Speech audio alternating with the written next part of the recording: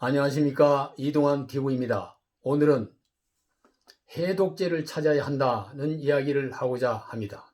구독 꼭 눌러주시기 바랍니다. 이관계라는 말은 두 사람이나 또는 집단 사이에 서로 미워하고 싸우게 하여 멀어지게 하는 계책을 말합니다. 이관계에 걸려 싸우게 되면은 이관계에 걸린 사실을 의식하지 못하고 눈앞에 있는 적대적인 상대만 보이고 분열과 이간의 결과가 어떤 피해를 입게 될지도 자각하지 못합니다. 역사 속에는 이 같은 이관계의 술책을 힘이 센 상대와 싸워 이기는 데 활용한 사례가 많이 있습니다. 이관계에서 풀려나는 길을 찾기가 쉽지 않습니다. 삼국시대에 보면 동탁이 죽고 난 후에 그의 수하였던 이각은 대사마가 되고 곽사는 대장군이 됩니다. 그들은 사리사욕을 채우며 횡포를 일삼았습니다.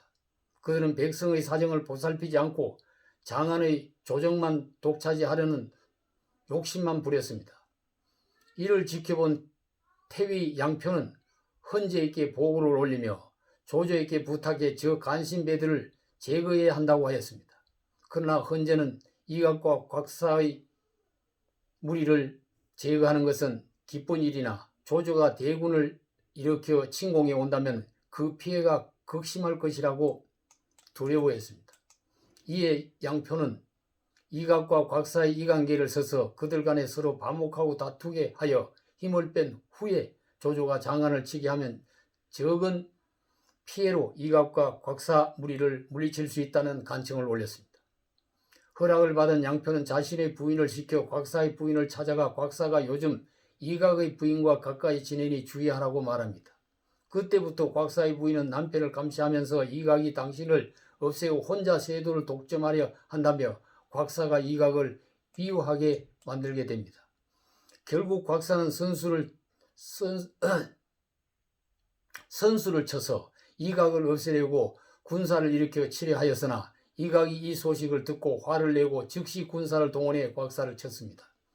이각과 곽사의 군사는 서로 갈라져 싸우면서 황제를 납치해 독차지하려고 치열한 투쟁을 하며 황실은 난장판이 되고 양쪽 진영은 서로 피해를 입고 무고한 백성이 죽임을 당했습니다.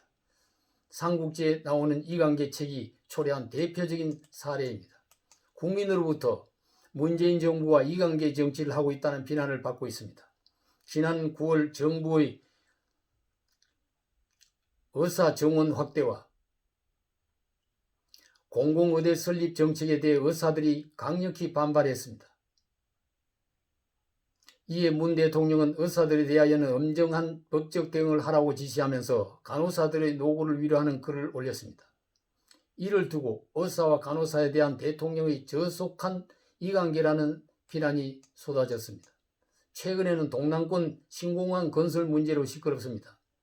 2016년 이미 김해공항과 경남 밀양 부산 가덕도를 놓고 프랑스 파리 공항공사 엔지니어링이 용역평가를 한 결과 김해공항으로 결론이 났습니다.